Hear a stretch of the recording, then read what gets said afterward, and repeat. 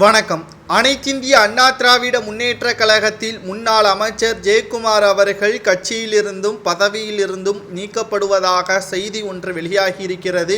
எடப்பாடி பழனிசாமி அவர்களை மனம் மாற்றி அதிமுகவில் மீண்டும் ஓபிஎஸ், சசிகலா இவர்களை இணைத்துவிடக்கூடாது. அப்படி இணைத்துவிட்டால் உங்களது பொதுச்செயலாளர் பதவி மட்டுமல்ல, உங்களது அடிப்படை பதவி கூட பறிக்கப்படுவதற்கு வாய்ப்புகள் இருக்கிறது.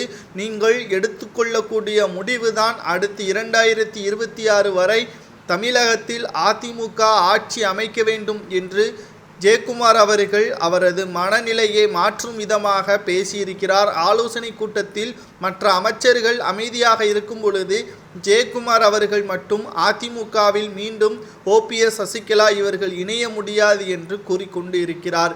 கூவத்தூரில் நடைபெற்ற கூட்டத்தில் கூட ஜெயக்குமார் அவர்கள்தான் சசிகலா அவர்களிடம் முதல்வராக எடப்பாடி பழனிசாமி அவர்கள் தேர்வு செய்யப்பட்டால் உங்களுக்கு விசுவாசமாக இருப்பார், அவரை போல் விசுவாசி அதிமுகவில் வேறு யாரும் கிடையாது என்று பரிந்துரையும் செய்தார். இதன் காரணமாகத்தான் ஜெயக்குமார் அவர்கள் எடப்பாடி பழனிசாமி அவர்களுக்கு மிக மிக நெருக்கமானவர் என்பது கூட நாம் அனைவருக்கும் தெரியும். தற்பொழுது 2021 சட்டமன்ற தேர்தலில் அவர் போட்டியிட்டு தோல்வியடைந்த போதிலும் அவரை விட்டு கொடுக்காமல் தான் எடப்பாடி பழனிசாமி அவர்கள் பல முறை பேசியிருப்பார். ஆனால் தற்பொழுதுதான் தெரிய வருகிறது, பன்னீர்செல்வம் அவர்கள் கூறினார் அல்லவா, எடப்பாடி பழனிசாமி அவர்களுக்கு பின்னால் 4 நபர்கள் இருக்கிறார்கள், அவர்தான் அதிமுகவையும் எடப்பாடி பழனிசாமியையும் தவறான வழியில் செலுத்துகிறார்கள் என்று சொன்னார். தற்பொழுது அதில் ஒருவராக ஜெயக்குமார் அவர்களை நம்மால் பார்க்க முடிகிறது. இன்னும் 3 நபர்கள் வரக்கூடிய நாட்களில் நாம் வெளியிடுவோம் ஆதாரத்துடன்.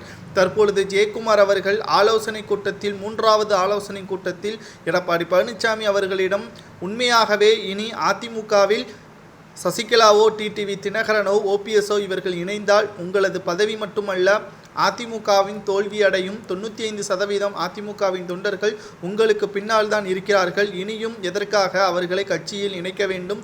நம்மால் முடியாதது எதுவும் இல்லை என்று ஜெயக்குமார் அவர்கள் எடப்பாடி பழனிசாமி அவர்களிடம் பேசியுள்ளார். இதனால் அதிமுகவின் மாவட்ட செயலாளர்களும் எம்எல்ஏக்களும் ஜெயக்குமார் மீது கடுமையான விமர்சனங்களை முன்வைத்திருக்கிறார்கள். உனது மகன் கூட தென்சென்னையில் போட்டியிட்டு படுதோல்வி அடைந்தது இதற்காகத்தான் என்றும் கூறியுள்ளார்.